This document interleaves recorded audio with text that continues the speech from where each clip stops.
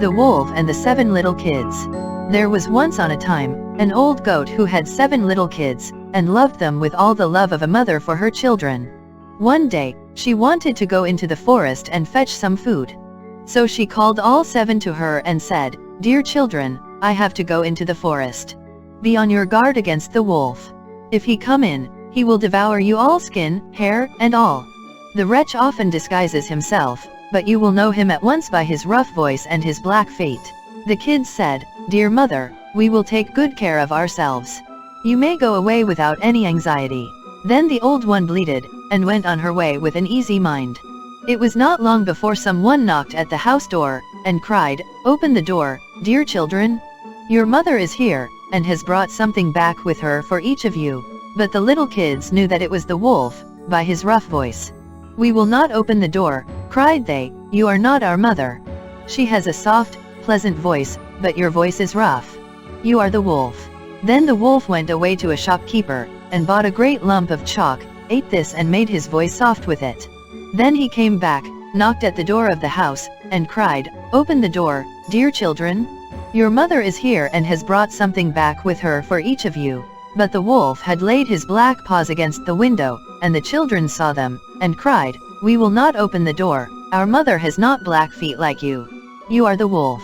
Then the wolf ran to a baker, and said, "I have hurt my feet, rub some dough over them for me." And when the baker had rubbed his feet over, he ran to the miller and said, "Strew some white meal over my feet for me."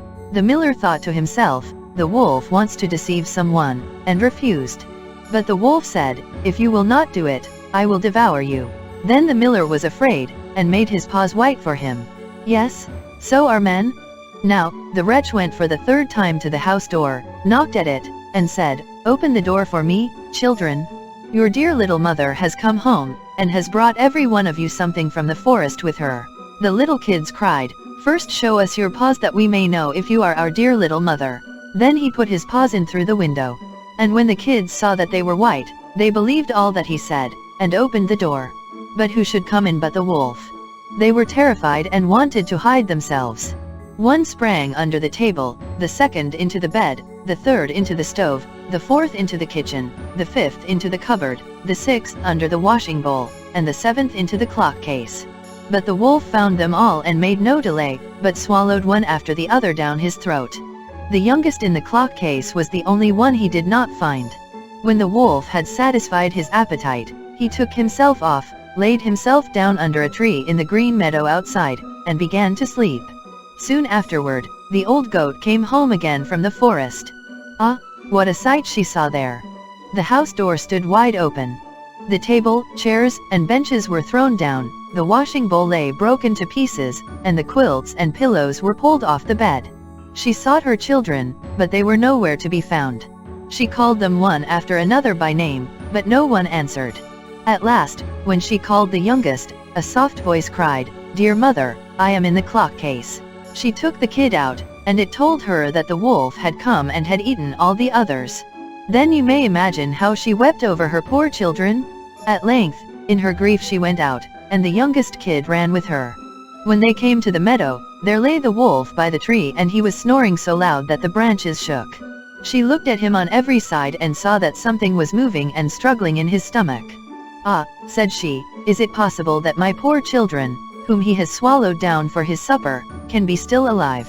Then the kid had to run home and fetch scissors, and a needle and thread, and the goat cut open the monster's stomach. Hardly had she made one cut, then a little kid thrust its head out, and when she had cut farther, all 6 sprang out one after another, and were all still alive, and had suffered no hurt whatever, for in his greediness the monster had swallowed them whole. What rejoicing there was!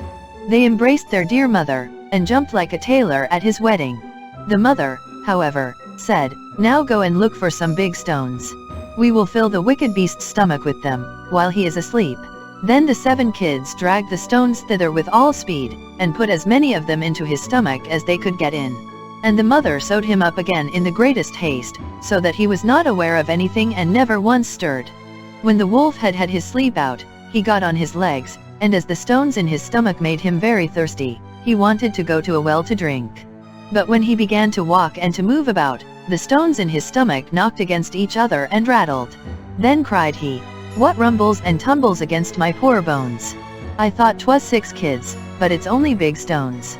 And when he got to the well and stooped over the water and was just about to drink, the heavy stones made him fall in. There was no help for it, but he had to drown miserably. When the 7 kids saw that, they came running to the spot and cried aloud, "The wolf is dead! The wolf is dead!" and danced for joy round about the well with their mother.